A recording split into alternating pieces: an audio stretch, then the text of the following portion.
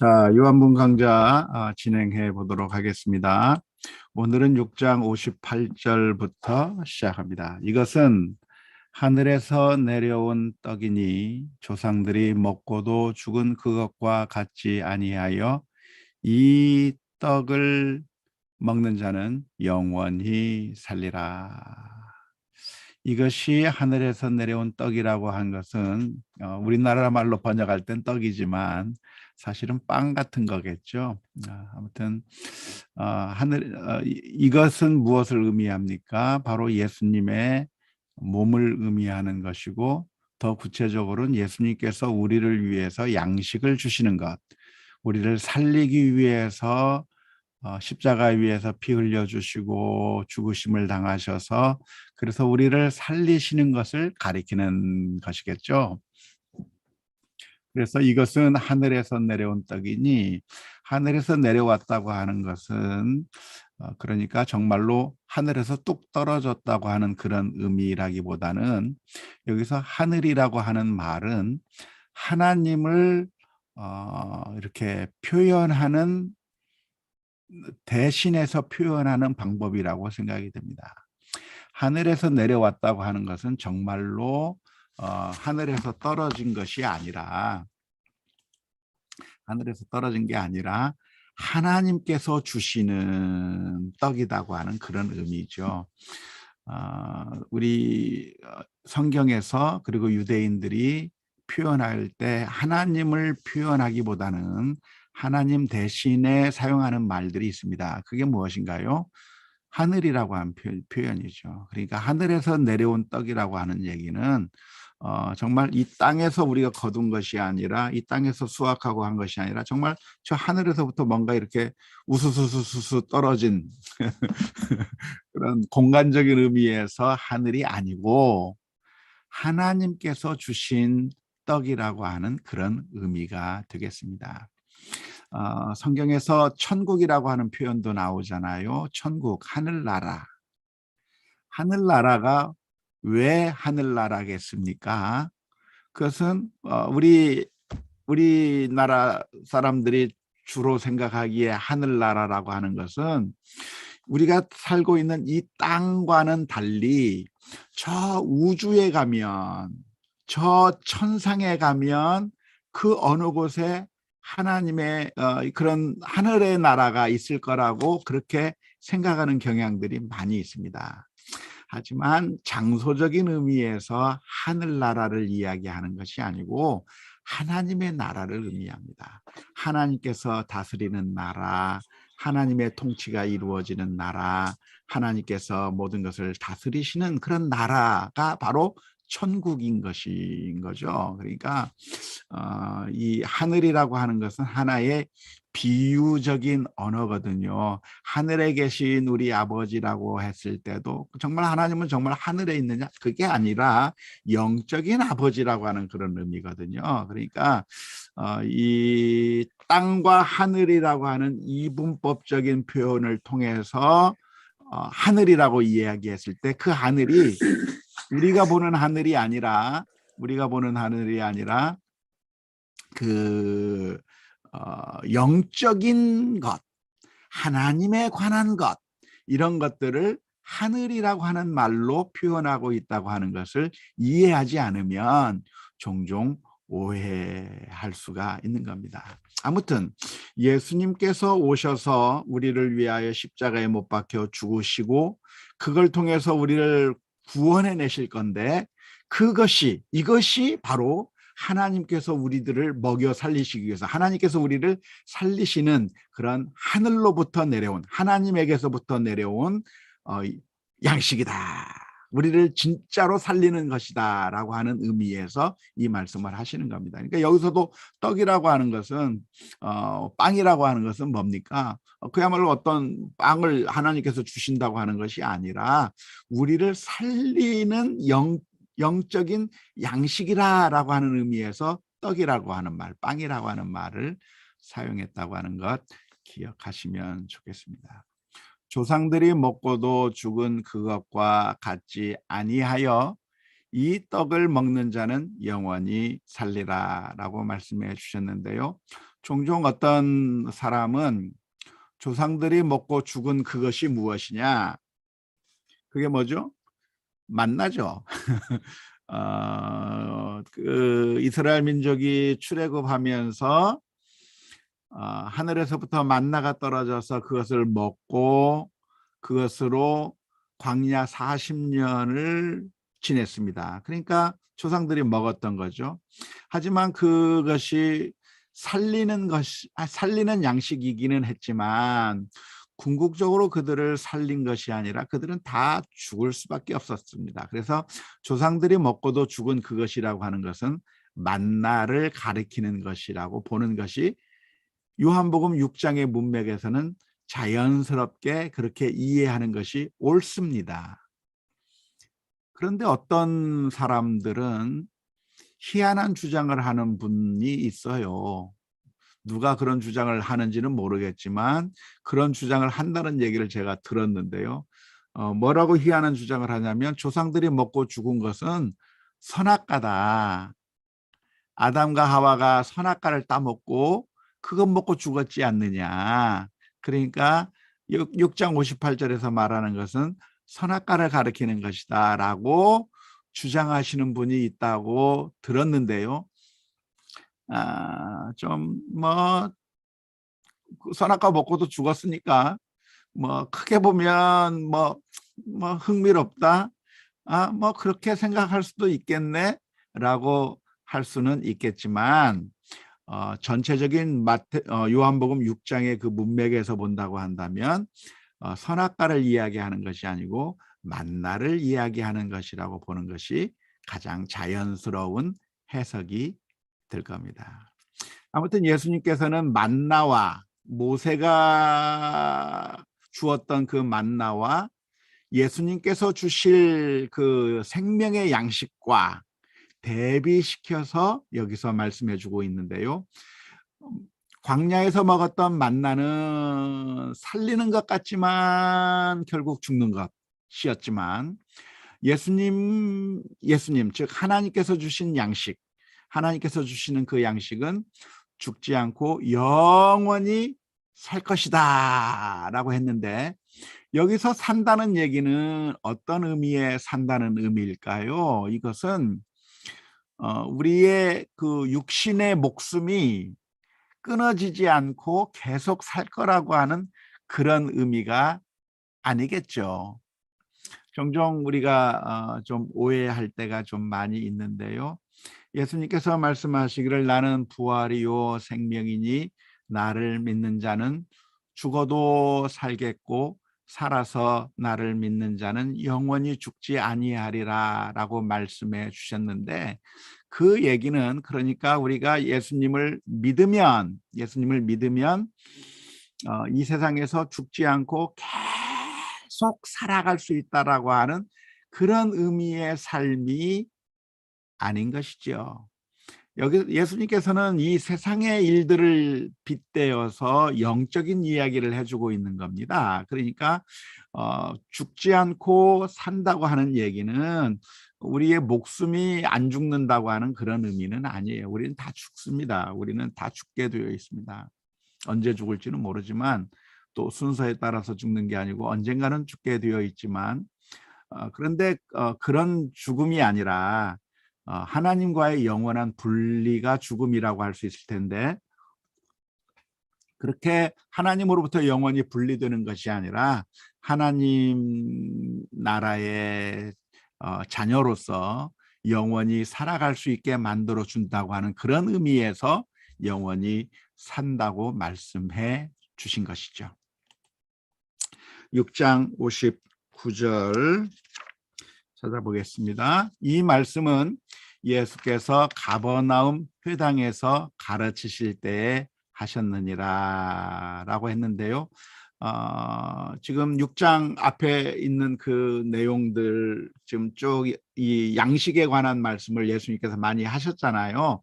이 양식에 관한 말씀을 하신 것이 어디서 하셨는가? 그것은 바로 예수님께서 디베랴 바다 갈릴리 건너편에서 티베랴 바다 건너편에서 거기서 오병이어의 기적을 행하신 다음에 제자들은 배를 타고 가고 예수님께서는 바다를 건너서 걸어서 가신 다음에 그래서 결국 가버나움까지 다시 돌아가셨잖아요.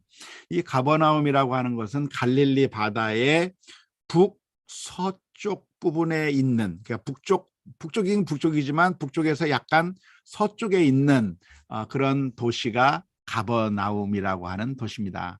이 가버나움이라고 하는 도시는 예수님께서 그 활동하던 주 무대였습니다. 예수님의 집이 아마도 베드로의 집이 거기에 있었을 것이고, 그래서 그 가버나움이라고 하는 곳에 예수님께서 주로 머무시면서 거기를 중심으로 해서 예수님께서 활동하셨어요.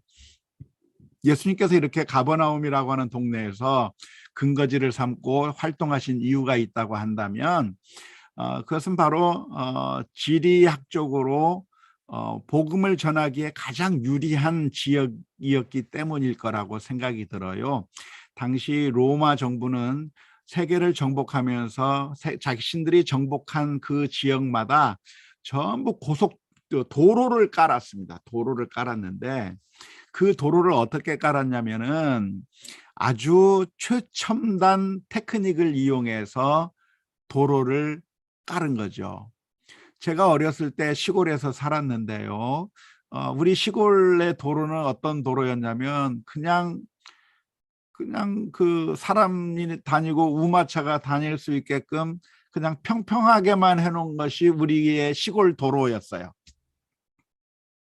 하지만 로마 사람들이 닦아놓은 그 도로는 어떤 도로냐면 맨 밑에 자갈들을 깔고 그 위에 모래를 깔고 그리고 그 위에 또 흙을 깔고 해가지고 마치 오늘날의 그 도로 공사를 하면 밑에 자갈을 깔고 그 다음에 아스팔트 깔고 뭐 이렇게 해가지고 쫙 하는 것과 비슷하게 그냥 땅을 그냥 이렇게 밀어서 그냥 다닐 수 있게만 만들어 놓은 것이 아니라 그래서 모래 깔고 자갈 깔고 그 위에다 또 흙을 깔고 이런 식으로 해가지고 배수가 잘 비가 오면 물이 잘 스며들게 만들었을 뿐만 아니라 그리고 물이 나오면 옆으로 고랑으로 물이 빠져서 길 옆에 배수로까지 쫙 만들어 놓은 아주 뛰어난 도로 시스템을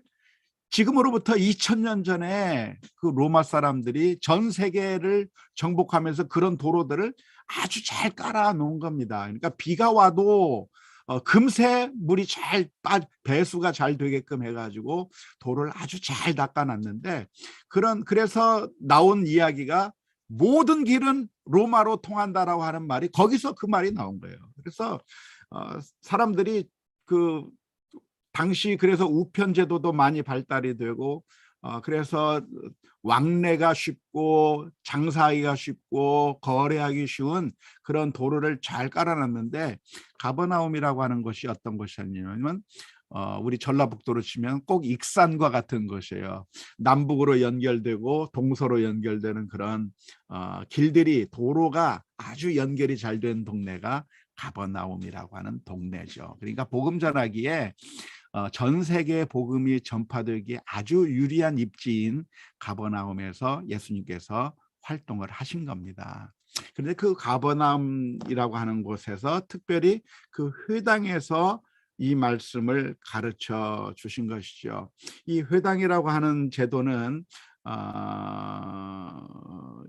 이스라엘 민족이 저 바벨론으로 포로로 잡혀갔을 때 그때 회당이라고 하는 제도가 만들어지기 시작한 겁니다.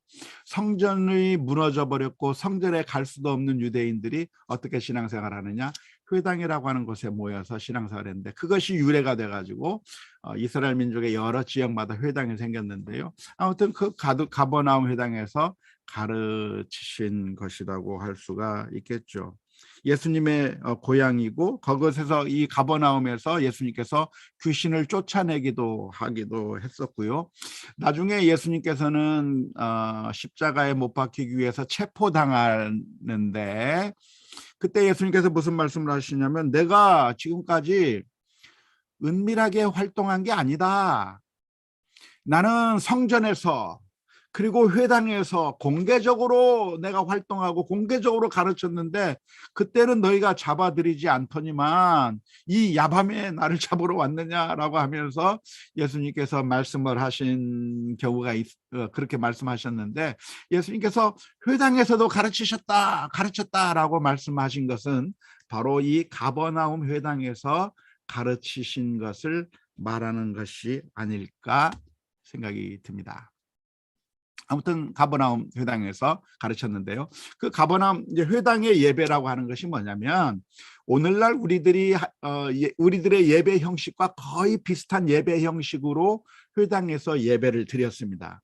근데 그 예배를 드릴 때 성경을 읽으면 성경이 당시에는 개인들이 가지고 있는 것이 아니고 회당에만 좀 성경 카피본들, 사본들이 좀 있었거든요. 개인들은 가지기가 힘들었어요.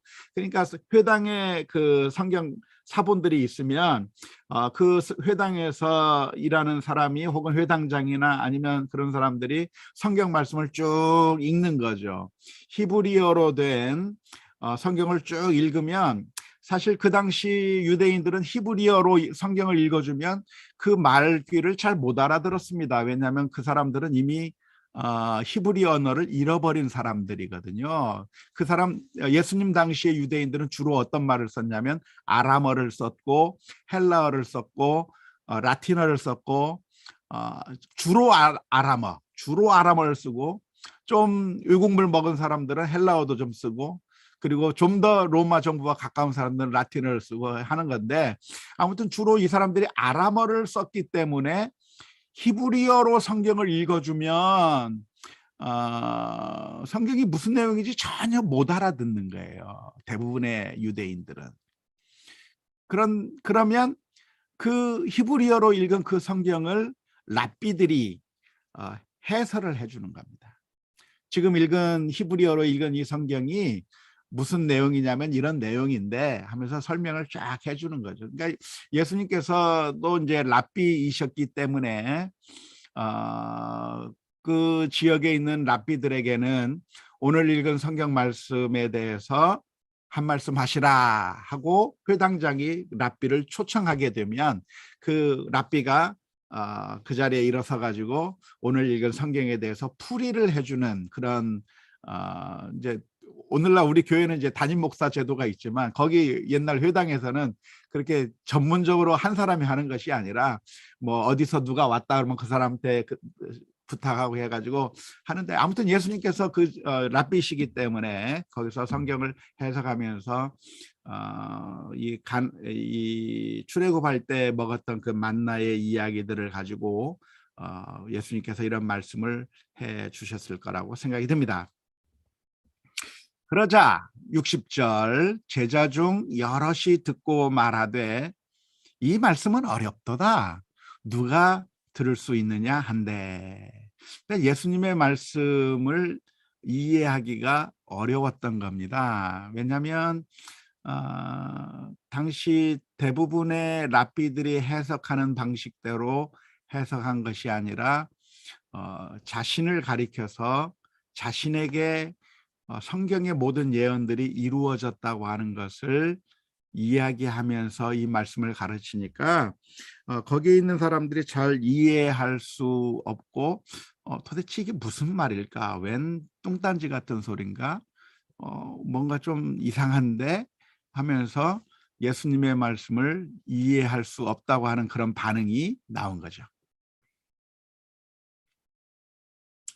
그러자 61절 말씀 예수께서 스스로 제자들이 이 말씀에 대하여 수군거리는 줄 아시고 그러니까 예수님께서 말씀하시니까 예수님한테 공개적으로 얘기는 안 하고 자기들끼리 이게 도대체 무슨 얘기야? 하늘에서 내려온 떡이라니 자기 살을 우리한테 주어서 먹게 한다니 등등 도대체 이게 무슨 말인지 몰라가지고 받아들이기도 힘들어서 서로 대화를 하게 될 때 예수님께서 그것을 아시고 사람의 깊은 마음의 상태까지 꿰뚫어 보신 우리 주님께서 사람들이 무슨 이야기를 하는지를 다 아시는 주님께서 이미 아시고 예수님께서 말씀하시는데 이 말이 내가 지금 한 말이 너희들에게 걸림이 되느냐. 여기서 걸림이 된다고 하는 말은 스칸달리조라고 하는 말인데요.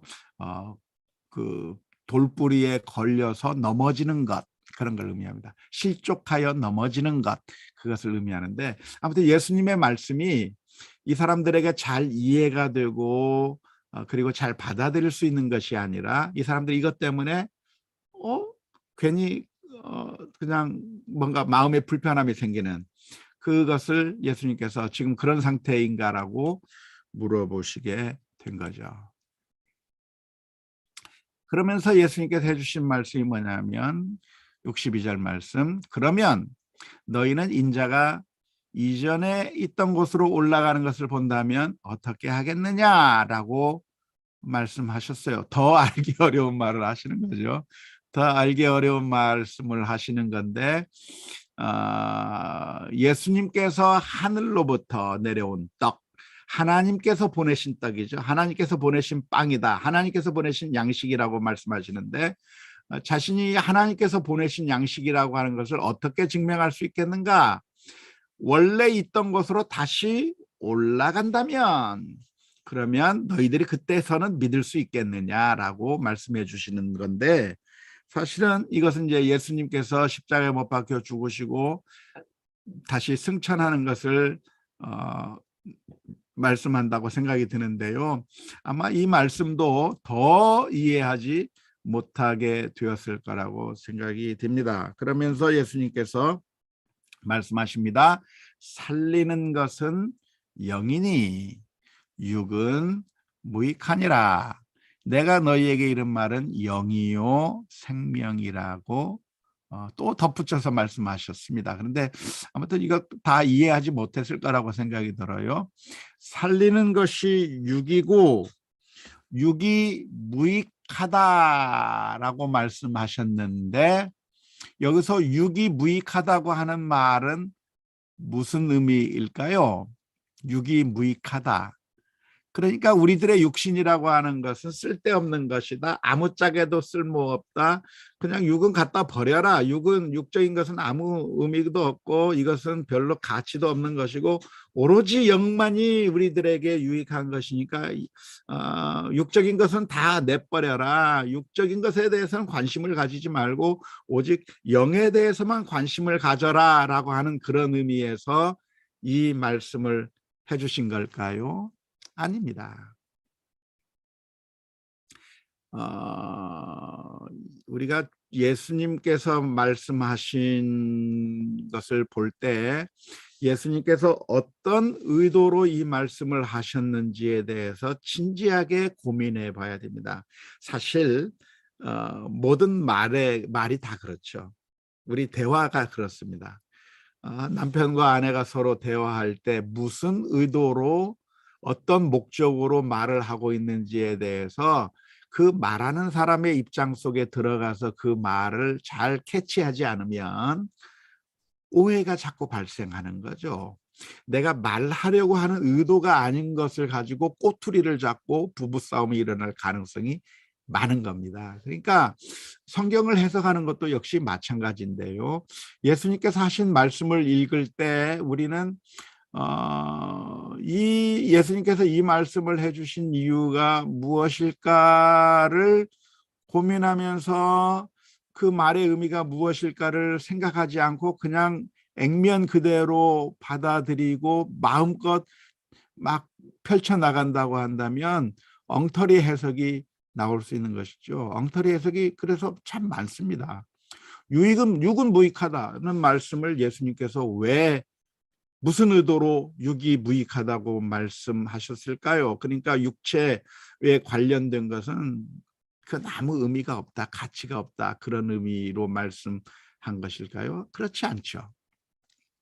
여기서 유기무익하다고 하는 것은 육은 살릴 수 없다는 얘기입니다.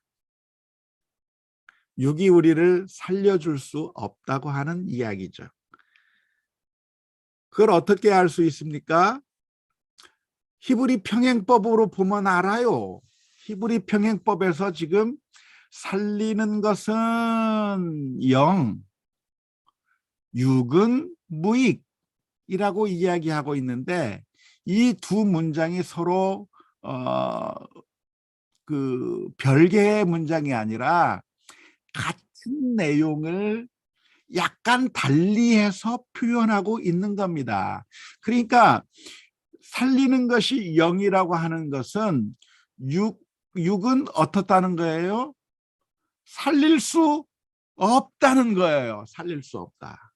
그러니까 육이 무익하다는 얘기는, 그러니까 육 같은 건 다 쓸데없어. 갖다 내버려. 그것은 육체는 죽여도 돼. 뭐 육은 아무 의미가 없어. 그런 의미에서 이 말씀을 한 것이 아니고, 육이 무익하다고 하는 얘기는 살리지를 못한다고 하는 것을 나타내기 위해서 육은 무익하다고 표현한 겁니다. 그걸 어떻게 알아요? 히브리 평행법적으로 본다면 살리는 것이 영이니까 살리지 못하는 것이 육이라고 하는 의미로 여기서 같이 대조시키고 있는 것이죠. 다시 말하자면 아까 좀 전에 했던 그 말씀을 다시 반복해 주시는 말씀으로 이해할 수가 있겠습니다. 예수님 영적인 구원, 예수님께서 하늘로부터 내려온, 다시 말하자면 하나님께로부터 온 우리를 위한 영적인 양식이 되기 때문에 예수님 때문에 우리가 살아날 수 있겠지만, 그런 영적인 차원의 그것이 우리를 살려주는 것이지만, 이 세상의 것들은 우리가 돈을 많이 가진다든지 우리가 어떤 노력을 한다든지 하는 것들이 결코 우리를 영원히 살릴 수는 없다. 우리가 명예를 추구하고 성공을 추구하고 그리고 돈 많이 벌기를 추구하고 등등 이 세상에서 많은 것들을, 육적인 노력들을 많이 하고 있는데, 그것들이 일시적으로 우리를 배부르게 만들고 일시적으로 만족함을 주고 일시적으로 우리들로 하여금 기쁘게 만들 수는 있겠지만, 그것이 궁극적으로 우리의 문제를 해결해 줄 수 있는 것은 아니다라고 하는 그런 의미에서 육은 무익하다라고 말씀하고 있는 겁니다. 그러니까 이 말씀은 육이 아무짝에도 쓸모없다고 하는 그런 이야기는 아니에요. 육이 어느 정도 쓸모는 있어요. 쓸모도 있고 우리의 이 세상에서의 삶이 가치가 전혀 없는 것이 아니고 가치가 있죠. 가치가 있고 충분히 의미가 있는 것입니다. 하지만 그것만 가지고는 우리가 영생을 얻을 수가 없다고 하는 의미에서 육은 무익하다고 표현해 주고 있는 겁니다. 그러면서 주님께서 말씀하십니다. 내가 너희에게 이른 말이 영이요 생명이라. 내가 너희에게 가르쳐 준 것이 너희를 살리는 것이고 내가 너희에게 해준 것이 영적인 것이고 그러니까 내 말을 듣고 너희가 나를 믿고 그래서 영원한 생명을 얻어야 된다고 하는 그런 의미에서 이 6장 63절의 말씀을 해주고 있는 것이고, 이것이 그 살리는 것이 영이라고 하는 것을 강조하기 위해서 무익하다라고 강조를 위한 하나의 비교로 사용하고 있는 것입니다. 그러니까 그것을 혹시 잘못 이해해서 다 육은 다 쓸모없어 갖다 버려 뭐 등등 뭐 이런 식으로 반응을 보인다고 한다면 성경을 오해할 수가 있는 것이죠.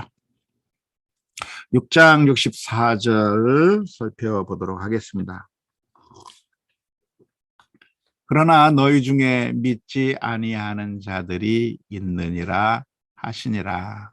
예수께서 믿지 아니하는 자들이 누구며 자기가 자기를 팔자가 누구인지 처음부터 아심이라. 예수님께서는 12 제자를 선택해 주셨는데 그 12 제자 전부가 다 예수님의 참된 제자가 되는 것이 아니라 가룟 유다는 예수님을 배반해 버렸죠. 그러니까 그것을 예수님께서는 처음부터 알고 계시는 거예요. 아마 선택할 때부터, 아니 그 이전부터. 사실 우리 하나님은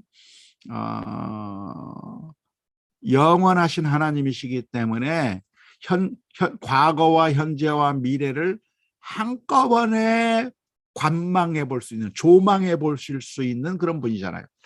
우리들은 단편적인 지식만 가지고 있지만 우리 주님께서는 과거와 현재와 미래를 한꺼번에 통전적으로 보실 수 있는 분이 우리 주님이시잖아요. 그러니까 가룟 유다를 선택할 때부터, 12 제자를 선택할 때부터 누가 자기 자신을 배반할지 처음부터 알고 있었는데 그럼에도 불구하고 선택하셔서 있으면서 지금 같이 활동해 오셨는데 예수님께서는 그것을 말씀해 주는 겁니다. 너희 중에 믿지 않는 사람이 있다. 믿지 아니할 사람들이 있고, 그리고 그 사람이 누군지를 주님께서는 이미 다 알고 계시다고 오늘 64절에서 말씀해 주고 있습니다. 우리가 가룟 유다를 보면서 예수님이 실수하셨다라고 생각하시면 안 되죠. 그것은 실수가 아니라 사실은 주님께서 전적으로 모든 것을 다 알고 계시기 때문에 하시는 것이고요. 그럼에도 불구하고 가룟 유다에게는 그러면 선택권이 없었는가? 선택권이 있었어요. 선택권이 있었는데 그가 주님을 순종할 수도 있었는데 순종하는 것이 아니라 팔아버리려고 하는 선택을 했다는 것이 가룟 유다에게는 안타까운 일이죠. 늘 하나님의 주권과 인간의 자유의지가 늘 해결하기 어려운 모순처럼 보이는데 그러나 아주 간단하게 생각하시면 됩니다. 하나님께서 전체를 다 알고 계심에도 불구하고 우리들은 꼭두각시처럼 움직이는 것이 아니라 자유의지를 가지고 우리의 선택에 따라 우리가 자의적으로 활동할 수 있다고 하는 것에 대해서 이중적인, 모순되어 보이지만 이중적인 것을 기억하시면서 바라본다면 그게 큰 어려운 일은 아닐 거라고 생각이 듭니다. 65절 또 이르시되 그러므로 전에 너희에게 말하기를 내 아버지께서 오게 하여 주지 아니하시면 누구든지 내게 올 수 없다 하였노라 하시니라. 가룟 유다는 예수님의 제자로 왔지만 그러나 그 마음은 주님께로 오지 않은 것이죠. 주님께로 오지 않았는데 왜 안 왔느냐? 그것을 큰 차원에서, 높은 차원에서 보면 하나님의 계획이었다, 하나님의 주권이었다라고 설명해 주는 겁니다. 지금 하나님의 주권의 측면에서 설명해 주는데 하나님께서 가룟 유다 선택하지 않아서 그래서 가룟 유다는 올 수 없는 것으로 이해할 수가 있는 것이죠. 6장 66절 그때부터 그의 제자 중에서 많은 사람이 떠나가고 다시 그와 함께 다니지 아니하더라. 예수님께서 하신 말씀을 듣고 예수님을 모두가 다 따라온 것이 아니라 오히려 많은 사람들이 예수님을 떠나버리고 말았습니다. 우리는 종종 생각하기를 다수가 모이는 게 진리라고 생각하기 쉽습니다. 다수가 모여야 진리라고 생각하기 쉬운데 사실은 그렇지 않습니다. 예수님의 말씀을 보면 좁은 문으로 가는 사람은 적고 좁은 길로 걸어가는 사람은 적고 큰 문, 큰 길로 가려고 하는 사람들은 많다고 주님께서 말씀해 주셨습니다. 그러니까 우리가 규모에 속아 넘어가면 안 됩니다. 규모에. 사람들이 많이 몰리면 뭔가 있나 보다. 저기는 뭐 좀 대단한가 보다라고 생각하기가 쉽습니다. 하지만 그렇게 치면 예수님은 실패한 거죠. 예수님은 사람들이 다 떠나가 버린 겁니다. 왜 떠나갔는가? 사람들은 진리를 듣기를 원하는 것이 아니라 진리가 선포되면 오히려 받아들이지 못하고 떠날 수 있기 때문에 그렇습니다. 그래서 우리가 생각해야 될 것은 무엇이냐면 사람들이 많이 모이는가가 아니라 과연 진리인가 아닌가를 따지는 것이 아주 중요한 자세죠. 67절 그러자 예수님께서 또 말씀하십니다. 예수께서 12 제자에게 이르시되 너희도 가려느냐. 다 떠나가는 그 모습을 보면서 예수님께서 12 제자에게 말씀하시는 거죠. 너희들도 가려느냐, 가려고 하냐. 그때 68절 시몬 베드로가 대답을 합니다. 시몬 베드로가 대답하되 주여 영생의 말씀이 주께 있사오니 우리가 누구에게로 가오리까. 여기서 시몬 베드로가 대답했지만 나머지 제자들도 같은 마음으로 대답한 거겠죠. 영생의 말씀이 주께 있사오니 우리가 누구에게로 가오리까. 질문으로 던졌지만 이 말은 다른 데 갈 수 있는 사람이 나타나면 가겠다라고 하는 그런 의미가 아니라 이것은 수사학적인 질문이잖아요. 우리가 누구에게로 갑니까? 라고 하는 얘기는 무슨 얘기예요? 다른 데로 갈 데가 전혀 없습니다. 우리는 다른 데 갈 수가 없습니다. 오직 예수님께로만 따르겠습니다라고 하는 것을 강조하는 의미의 질문이에요. 이것은 아주 정말 주님만 따르겠다고 하는 그런 단호한 고백이라고 볼 수가 있는 것이죠. 69절 우리가 주는 하나님의 거룩하신 자인 줄 믿고 알았사옵나이다. 여기서 베드로의 고백이 나오는데요. 예수님이 그냥 단순히 우리의 그냥 뛰어난 스승, 좋은 랍비 정도가 아니라 하나님의 거룩하신 자, 하나님의 아들, 그리고 우리를 구원하실 분이라고 하는 사실을 믿었고 알았다고 이야기하고 있습니다. 6장 70절 예수께서 대답하시되 내가 너희 12를 택하지 아니하였느냐 그러나 너희 중 한 사람은 마귀니라 라고 말씀하고 계시는데요. 여기서 가룟 유다를 가리켜서 말하기를 마귀라고 이야기하고 있습니다. 그래서 마귀 짓을 하고 있기 때문에 마귀라고 이야기한 것이죠.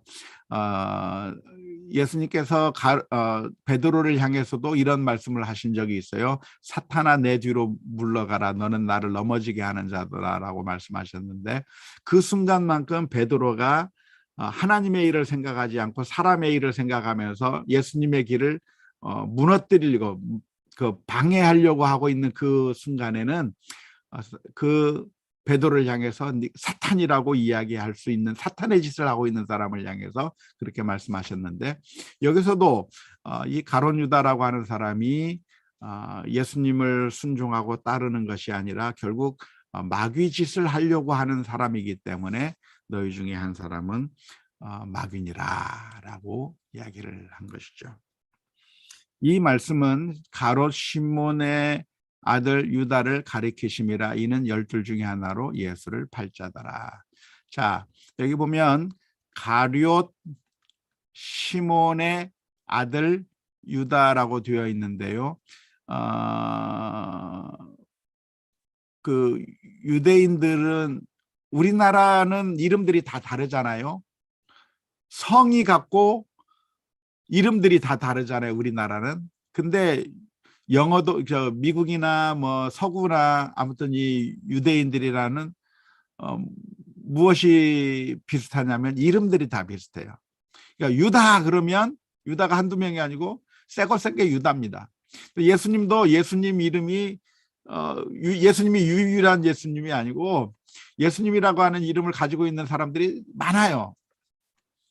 뭐죠? 예슈아죠. 예슈아, 조슈아, 여호수아라고 하는 말이죠. 여호수아라고 이름하는 이름들을 많이 갖고 있어요. 그러면 그 수많은 여호수아, 수많은 유다, 수많은 뭐 이런 시몬 이런 사람들을 어떻게 구분합니까? 그 사람이 누구의 아들이냐로 구분하는 거죠. 시몬의 아들 유다라고 그렇게 구분하는 것이고, 근데 그 앞에 가룟이라고 하는 말은 뭘까요? 가룟이라고 하는 말은 여러 가지로 해석이 가능한 표현입니다. 어떻게 해석이 가능하냐면 거짓의 사람 시몬의 아들 유다라고 하는 의미에서 가룟이 거짓을 의미한다라고 해석하는 사람도 있고, 혹은 자객 시몬의 아들 유다라고 그렇게 번역할 수도 있는데, 근데 제일 그럴듯한 것은 지명으로 해석하는 게 가장 그럴듯하죠. 헬라어로 썼는데 이스카리오트라고 하는 말이죠. 이스카리오트. 이건 뭐냐면, 이스가 뭐냐면 히브리어로 사람이거든요. of 캐리엇, 그러니까 캐리옷 사람, 가룟이라고 하는 말이 캐리옷 사람 시몬의 아들 유다라고 하는 뜻일 수가 있는 겁니다. 그러면 이스는 사람이란 뜻이고 카리옷이라고 하는 것은 캐리옷이라고 하는 의미로 본다고 한다면, 저 요단강 동쪽 모압 지역에 있는 캐리엇이라고 하는 땅이 있는데, 그 땅의 아들, 그 땅의 사람, 그러니까 그 지역 출신이라고 하는 그런 의미에서 가룟 유다를 의미할 것이라고 생각이 됩니다. 아무튼 가룟 시몬의 아들 유다를 예수님께서 미리 알고 계셨는데, 그가 예수를 팔자라고 하는 것을 다 알고 계셔서 주님께서 이 십자가의 길을 가는 길에 역할을 하는, 긍정적 좋은 역할이 아니라 악역을 담당하는 것으로 볼 수가 있겠습니다. 자, 오늘은 여기까지 하도록 하겠습니다.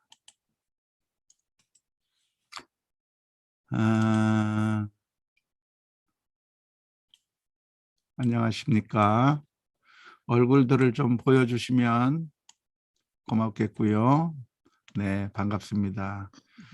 음소거를 끄신 분께서 뭐 말씀을 좀 해주시고, 질문도 해주시고, 질문이 아니고 그냥 느낀 소감 같은 것도 얘기해 주시고, 아니면 그냥 아무 얘기나 하셔도 괜찮습니다.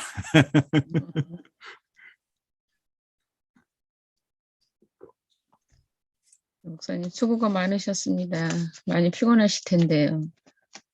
네. 저도 네.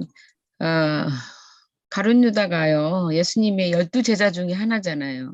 네. 그래서 핵심 멤버인데 음. 예수님께서 제자를 선택하실 때 아주 신중하게 선택하셨을 텐데 네, 도중에 이렇게 배반하게 됐는지 아니면은 그런 것들이 좀 저는 궁금했었거든요.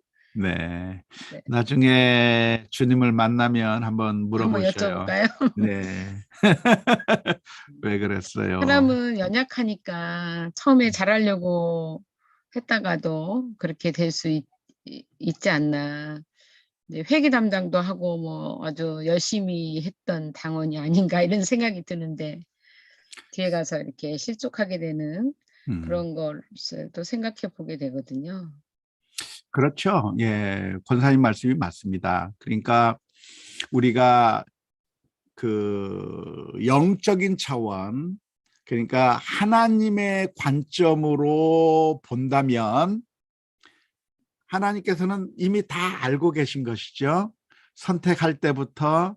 그리고 이 사람이 결국은 예수님을 배반하고 예수님을 팔 거라고 하는 것까지 다 알고 계시면서도 선택을 하셨을 거라고 우리는 이해할 수가 있죠. 영적인 차원에서 본다면. 그러나 그런 영적인 차원이 아니라 가룟 유다 이 개인의 차원에서 본다고 한다면 어떤 일이 발생했을까?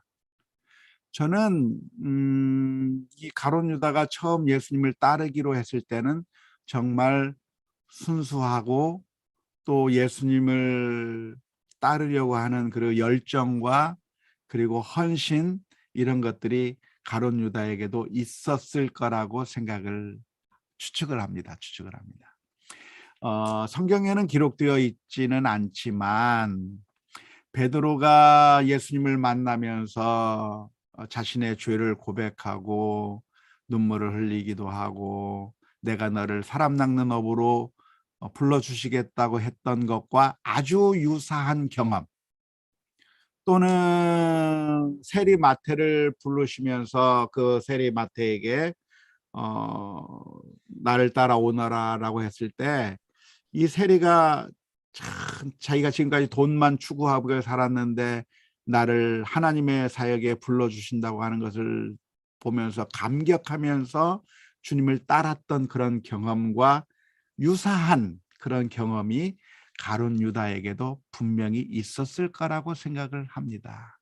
그래서 그 가룟 유다도 예수님을 따를 때 어쩌면 정말 신앙적으로 좋은 모습을 보였을 수도 있겠고, 또 그 예수님께서 전도하기 위해서 제자들을 파송했을 때 그래서 제자들이 기뻐하며 돌아와서 주님 주의 이름이면 귀신이 쫓겨나가는 것을 봤습니다라고 했을 때 어쩌면 가룟 유다도 그 중에 한 사람으로서 자기가 가서 정말 예수 그리스도의 이름으로 전했더니 귀신이 쫓겨나가는 것을 직접 경험하기도 했었을 가능성이 충분히 있을 거라고 추측해 봅니다.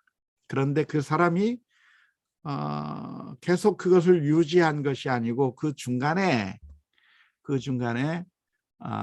그의 마음 가운데 계속 이제 악한 생각들이 떠오르게 되는 거죠. 예수님보다 돈이 더 소중하게 되고 결국은 왜 내가 예수님을 따르기로 했는지 그 초심도 잃어버린 채 결국은 타락의 길로 갔을 가능성이 충분히 있는 거죠. 아마 처음부터 이 가룟 유다가 나는 예수님한테 좀 들어가서 어떻게 돈 좀 벌어볼까 하고 위장하고 들어오지는 않았을 거라고 추측을 해보는 거죠. 그렇습니다.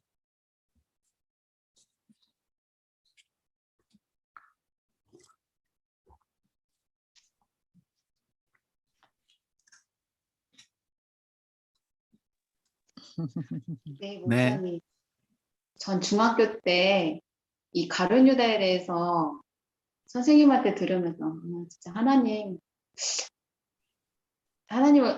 진짜 좀 너무하다. 아예 그 사람이 가룟 유다가 그런 일을 감당할 사람으로 아예 태어난 것처럼 이렇게 가룟 유다도 불쌍하구나 그렇게 느꼈었어요. 근데 그 뒤에 회개할 기회를 주셨고 기다리셨고 알려주셨다라는 것을 깨닫고 하나님의 속성을 좀 더 알면 이해하기 쉬웠던 가룟 유다였던 것 같아요. 그리고 네. 오늘 점심을 한주연 선생님 가족하고 같이 먹었어요. 네, 오늘 오래간만에 만나서 네, 네.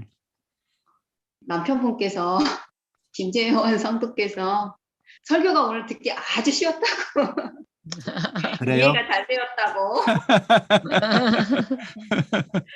목사님 예수님께서는 막 생명의 떡이고 저도 못 알아들었을 것 같아요. 예수님 시대에 해당에 있었다면 네. 저도 좀 어려웠을 것 같은데 오늘 설교는 듣기 아주 쉬웠다고 식사하면서 얘기하더라고요. 그 오랫동안 신앙생활 하신 분은 아니죠? 네, 아주 아니 처음이에요, 처음. 음. 과일 바구니도 좋았대요. 과일 바구니? 저번 주 과일 박언니 지난주에 받았는데 과일이 받았죠? 딱 필요했는데 하나님이 주셨다고 좋아하더라고요. 에, 그러니까 제가 이제 늘 이제 생각하는 게 뭐냐면 우리가 이제 교회 안에서 생활을 하다 보니까 늘 쓰는 말이 있어요. 뭐 은혜라든가 뭐 아무튼 우리가 늘 쓰는 말이 있는데 그 늘 쓰는 말이 교회를 안 다니는 사람들한테는 전혀 이해가 안 되는 말들이에요. 이해가 안 되는 말들을 우리가 쓰고 있기 때문에 마치 우리 크리스천들이 쓰는 용어가 외국어처럼 느껴져요. 그래서 영어 표현으로는 That's Greek to me 그러거든요. 꼭 내게 헬라어처럼 들린다라고 표현을 해요. 근데 우리 크리스천들이 쓰는 말들이 일반 사람들에게는 전혀 이해가 안 될 말들을 하는데 사실은 우리들도 제대로 이해하지 못하면서 그 말을 늘 써왔기 때문에 쓰는 경우가 많거든요. 그러니까 제가 하려고 하는 작업은 무엇이냐면 그런 표현들이 전혀 이제 교회를 안 다녔던 사람들도 들을 수 있게끔 설명하기 위해서 많이 고민을 해요. 고민을 하는데 근데 여전히 뭐 아무래도 제가 교회 안에서 있었기 때문에 그것이 쉽지는 않죠. 쉽지는 않은데 아무튼 이제 처음 신앙생활을 하시는 분들이 좀 잘 이해했다고 한다면 기쁘기도 하고 감사하기도 하고 그렇습니다.